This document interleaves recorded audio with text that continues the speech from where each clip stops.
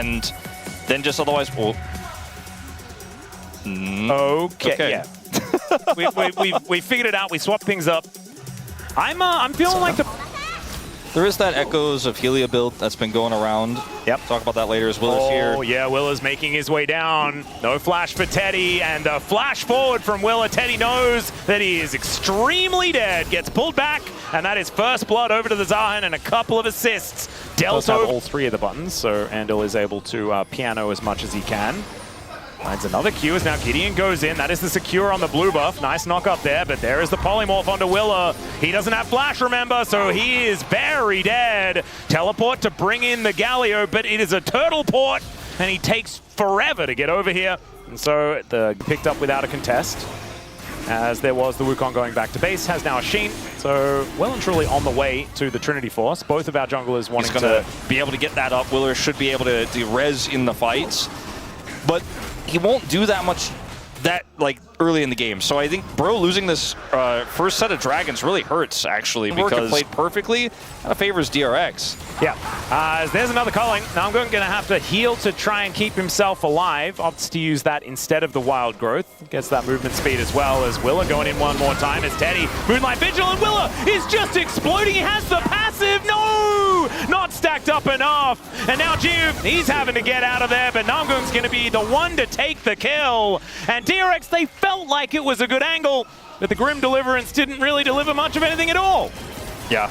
And like I said, we're not there yet for this composition. Whoa! Ucal is just flashing in, gets a nice taunt, Winds of War to take down Teddy. And yeah, that's some... well, and Andil, she does absurd numbers, the champion. And right now, still has a gigantic mana pool as Teddy. My God, the amount of damage. The culling! And he's just dead. Namgung with all the wild growth just came back. And yeah, Jiwoo is doing some work. Yeah, unfortunately, it doesn't look like Teddy's going to have the same kind of game he had in Game 2 here in Game 3. It's looking a little bit like a Game 1 angle as Ucal gets over the miasma and in goes Willa. There's a petrifying gaze, but finds zero luck. And Willa is able to walk away. All right, GIDEON coming on forward here is the flash out from Jiwoo, and he is able to get the shield. There's the heroic entrance as well, and the knock up onto GIDEON. Now Ucal, he saved his 80 carry, looks to try and kill the enemy jungler. The Winds of War are looking good, and DRX, they keep the president alive. That was a bit of a potential game, frankly. Yep, Gravitum set up here for Teddy, so a fair bit of CC on the cards, but look at that, GIDEON just getting pushed out. I don't think he's going to have a way in here with the teleport down from Rich. And Casting hasn't even channeled his just yet. They are just giving up this dragon. And I just don't think that is, ideal, right? Like, this is not what they wanted to do, but they just couldn't get access. The setup was too good for DRX. At least they got the TP out of Rich. And they also get the charge out of the Rift Herald at the same time. Just did it dancing around the battlefield as much as he would like. 2 items here for Jiwoo. He's pretty scary with those quick blades now done as well. And that is mid out of turret falling down. Ucal possibly in trouble, as there's the Cyclone to start this fight off, and Ucal does the walk thing. He is just going to walk. Does flash as well, as there's the flash petrifying gaze. Does manage to catch Willa there, who dances towards this monkey, and Ucal stays alive! Andil comes down here as well with Jiwoo in tow, and Roma, without petrifying gaze, is not going to be able to do anything to these guys outside of Willa, who does go down. Didn't manage to stack things up quite enough, but it's a 2-for-1 trade in favor of DRX in the end. Kind of sold on this comp for DRX. I'm starting to feel like it's actually not only follow up on the Wukong. It was looking pretty low. Zahan took so much damage, and it was valuable. Teleport in from Roma from that bottom side of the map as Ucal can threaten. He's got 4 seconds until heroic entrance, and he can stay in that bottom lane. Put on as much pressure as he would like. GIDEON goes over, delivers a decoy, as now Rich could be in a little... Well, I mean, he's Cassante, so he's not in trouble at all. As now Casting looking for a little bit of an angle here, gets pulled back by Willa as the old Aatrox will get wild growth. It's a decent crescendo there as well, but the Grim Deliverance is massive. Heroic entrance comes down, not a massive amount of value, but Teddy just almost gets pumped with that colossal smash out of Ucal, and that should mean the Infernal Soul goes over to DRX. I think that might be the game, Atlas, here. I think the Bros may have had their last fight in this series and in the LCK Cup, because that was the only fight that they really had left in them that they could try to take on any sort of even terms, but they're so far behind in this game.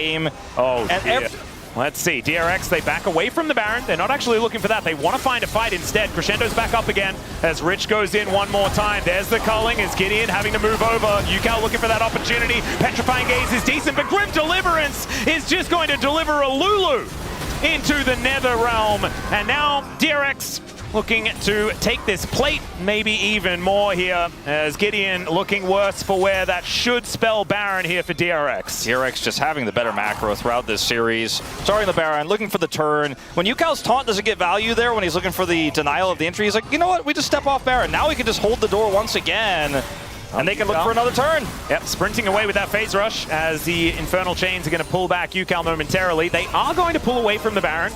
So once again, they'll stop it. The Jiwoo looking about half health here, but that's sort of a myth, isn't it? As the Infernal Chains don't do too much to Rich. TP. Absorb that. He is a big flank to come on forward as Willer is going to pull back casting. He might be the option here as Ucal made his way in and then moves back out once again. Another decoy is going to cause a bit of a ruckus. But DRX aren't getting big enough advantages to guarantee a Baron. The pull off the Baron the last 2 times made sense. I think starting it a 3rd time here would have been ridiculous. Now that Namgung is back and they have Cyclone Wilds, they have a lead, but they will not just throw this game away. And once again, we go one more time as there's no Wild Growth Cyclone in position here. Look at the vision control they have. Control vision here in this Banana Brush. Yep. There's no angle. Peyz towards the top side as well as DRX are not looking for a 50-50 by the looks of things. They really do want to turn. Crescendo still up and available here. As let's see whether Andil is going to go for the play. Does have flash up as well as there's the pullback onto Roma. He's looking for that Petrifying Gaze, but he does not quite find it. As in they go Grim Deliverance as Willa gets into the backline and Teddy is just eviscerated. Down he will go. It's a decent knockup with the Cyclone, but I think it's too little and I think it may be too late as now Rich fighting against casting again will break those chains or those cuffs, Wolf, as you mentioned earlier on. As yeah, that is a very cute snowman, but he is also terrifying as Jiwoo is going to relentlessly pursue. Yes, it is the right name for the ability this time as the Sonar is going to go down, but I think Andil did his job. Piercing Light looks so good as Gideon looking to go down as well. Looking a little worse for where they did lose at least a little more than they would have thought as Willa did go down, but still looking pretty good here for DRX. Romer did a lot of work, but it's just, you know, not enough. So the Baron will continue as Jiwoo is going to look to push them away. Crescendo up again here for Andil. Casting has to TPN if they're going to stop this, but I think at the end of the day, looks like this one is the one that DRX finally get. Here's the TP, it's late. Yeah, and there's, oh my god, the amount of damage here. It's the Cyclone to interrupt the Justice Punch. That was pretty good out of Gideon, but he's still walking away. Once again, they stop the Baron. There's no Cyclone. Yeah, this is the problematic part. As Winds of War coming on forward, Ucal just on a flank angle here, looking for an opportunity as the culling onto Teddy. Ooh. Petrifying Gaze is pretty good out of Roma. He got a decent amount done in the last team fight. Can he do it again? As the heroic entrance comes down one more time, but it's onto a decoy as Teddy was alive for a little while, but he gets taunted and destroyed as casting pulled back together as Will is able to make it happen this time around on this Zahen. Roma's still there with the Twin Fangs, but unfortunately he just cannot walk towards the DRX blockade. And the Elder Dragon is up and available, and there's only a snake standing in the way. DRX thinking instead they might just win the game. Yeah, the DRX are not going to make a macro mistake here. This is not 2025 DRX. This is a new DRX. Even though his voice can't be heard today, I guarantee you it will be heard in the celebrations to come as Joker, I think, make a huge impact on how this team macros, how they have played out the early days of the LCK Cup, and now a big part of why it looks like they're going to win and advance here in our first round of play-ins. Yep, Teddy has respawned, but these Nexus turrets are not long for the world. That's a fair bit of damage there from Roma, but he's immediately just taken down. Now Teddy just desperately trying to hold his base alive. He survived for a lot longer than I was expecting, but this Nexus is not going to. Gideon goes down, and there it is. DRX will be advancing forwards here in the play-ins, and unfortunately, Bro are going to